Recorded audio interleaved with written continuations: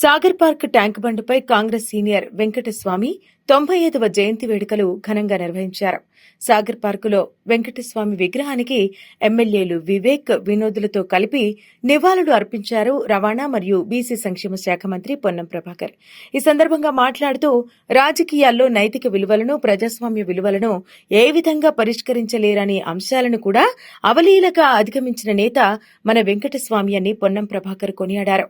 NSUI నాయకుడిగా ఉన్నప్పటి నుంచి మమ్మల్ని ప్రోత్సహించి మమ్మల్ని వెనుకుండి నడిపించిన వ్యక్తి అని ఈ సందర్భంగా గుర్తు చేసుకున్నారు. సహకార సంఘాలలో కూడా తమకు అండగా నిలిచారని అప్పటి రోజులను గుర్తు చేసుకున్నారు. కాకా ఆలోచనలు ఎస్సీ, ఎస్టీ, బీసీ, మైనారిటీల కోసం అహర్నిశలు కృషి చేశారని అన్నారు. బలహీన వర్గాలకు న్యాయం జరగటానికి వారి గొంతుగా మేమంతా ముందుకు పోతున్నామని ఈ సందర్భంగా హామీ ఇచ్చారు.